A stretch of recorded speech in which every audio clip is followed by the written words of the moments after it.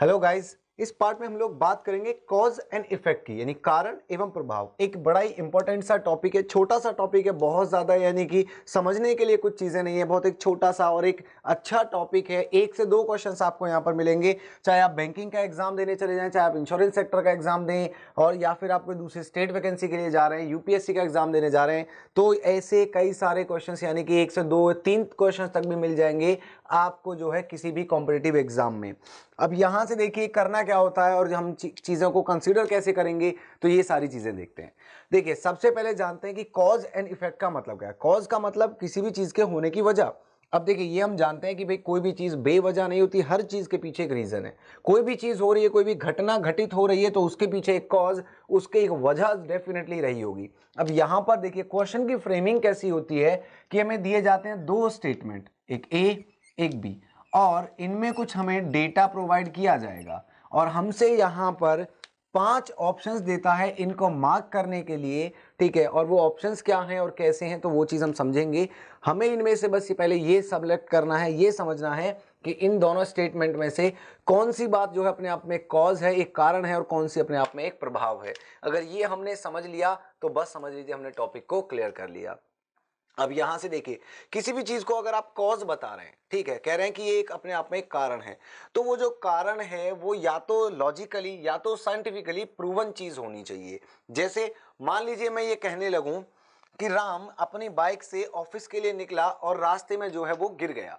ठीक है, यानी बाइक जो है उसकी गिर गई, चोट आ गई उसको मान लीजिए। अब इसका कारण क्या हो सकता है? पहला कारण मैं ये कहने लगूं कि जब वो घर से निकला तो जो है बिल्ली रास्ता काट गई थी।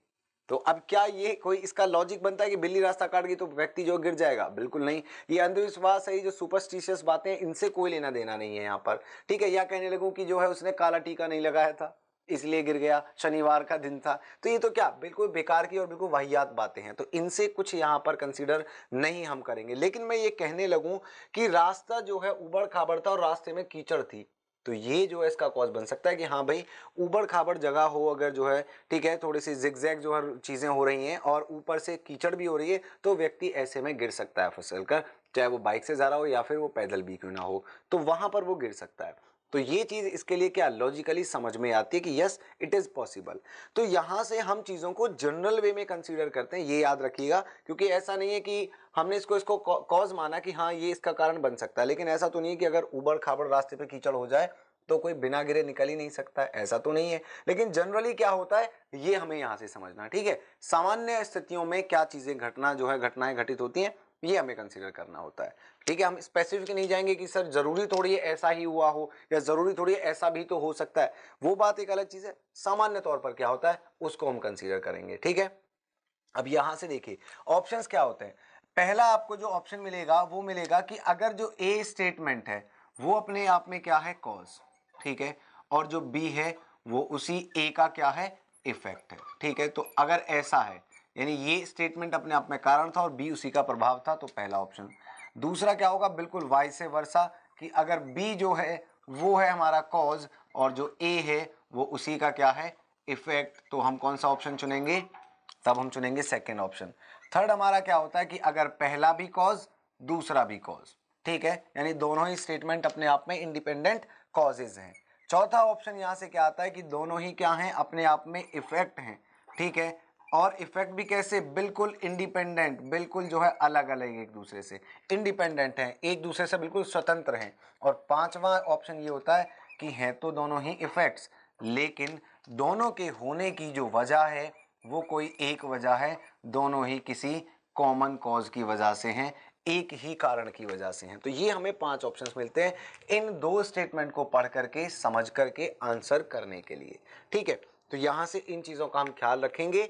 पहली चीज, एक तो हमें जब भी हम किसी को कॉज बता रहे हैं तो वो लॉजिकली या साइंटिफिकली प्रूवन होनी चाहिए। दूसरा अगर एक दूसरे से रिलेटेड है ये चीज हमें देखनी है, नहीं तो वो क्या होंगे, दोनों इंडिपेंडेंट इफेक्ट्स होंगे। और इंडिपेंडेंट इफेक्ट्स हैं तो हमें ये फिर चेक करना पड़ेगा कि इनके पीछे एक ही वजह रही होगी या फिर इनके पीछे जो होने की जो इनकी वजह है वो रही होंगी अलग अलग। तो ये हमारा एक जो है बेसिक अप्रोच, बेसिक कंसेप्ट है। जैसे मान लीजिए सपोज मैं एक स्टेटमेंट दूं, मान लीजिए ए स्टेटमेंट दूं कि इट्स रेनिंग, ठीक है, मैंने कहा इट्स रेनिंग, वर्षा जो है वो हो रही है, मान लीजिए हमारा एक स्टेटमेंट था। और दूसरा मान लीजिए मैंने कहा कि राम जो है छाता लेकर घर से बाहर निकला, ठीक है। राम टुक अम्ब्रेला, ठीक है, इसको समझ जाइएगा थोड़ा सा। राम टुक umbrella while leaving the home, while leaving the home या while leaving, ये मान लीजिए हमें यहाँ पर स्टेटमेंट दिया गया था कि इट्स रेनिंग पहला, और दूसरा क्या था यहाँ से, दूसरा ये था कि राम टुक अम्ब्रेला वाइल लीविंग, निकलते समय राम ने क्या किया, छाता लिया। अब देखिए राम ने छाता लिया, इसकी वजह से बारिश हो रही है या फिर बारिश हो रही थी इसकी वजह से राम ने छाता लिया होगा। तो ऑब्वियस हमें क्लियर कट समझ में आ रहा है कि यहाँ से जो फर्स्ट वन है वो क्या बनेगा, कॉज बनेगा, और जो सेकेंड है वो उसी का क्या होगा, इफेक्ट होगा। कि पहला कारण था कि बारिश हो रही थी इस वजह से राम छाता लेकर के निकला, ठीक है। तो यहाँ से कौन सा, हम ऑप्शन नंबर ए चुन लेंगे।